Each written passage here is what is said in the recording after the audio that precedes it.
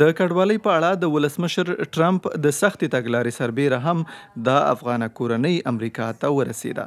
محمد صبور عثماني له خپلې میرمنې او 7 بچیانو سره تازه امریکا ته رسېدلی دی. د 52 کلن افغان 17 کال افغانستان کې له ایساف او ناټو سره د برقي په توګه کار کاوه. دوی لومړی البانیا او وروسته د کالیفورنیا ایالت سکرمنتو ته ولېږدول شول. د ډېرې خوښۍ احساس کوو. موږ یوه نیکمرغه کورنۍ یو چې وتوانېدو امریکا متحده ایالاتو ته راشو. خو دې کورنۍ د طالبانو له بیا واکمنېدو وروسته ولې افغانستان پرېښود؟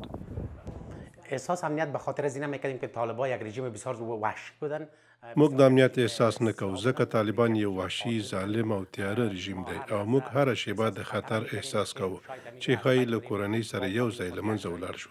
ما ډېر کلونه امریکایي ټولنې ته کار وکړ او له همدې امله مو وغوښتل له افغانستان نه ووځو.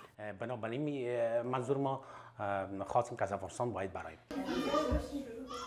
دا کورنۍ په هغې ځانګړې ویزې امریکا ته رسېدلې کومه چې هغو کسانو ته ورکول کیږي چا چې د 20 کلن جنگ پر مهال له امریکایي ځواکونو سره همکاري کړې وي.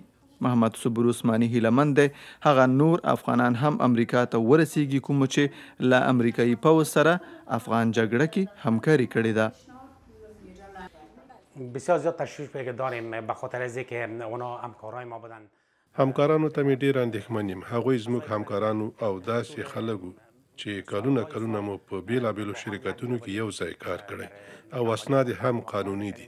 هغوی هم باید امریکا متحده ایالاتو ته راشي. اونا باید بیاین به ایالات متحده امریکا. افغانستان کې د بهرنیو ځواکونو له دې افغان همکار سره د هیڅوک هم یوازې نه پاتې کیږي په نوم یو غیر انتفاعي سازمان مرسته کړې ده. دا بنسټ د امریکایي ځواکونو له افغان همکارانو سره د پروازونو په چمتو کولو کې مرسته کوي.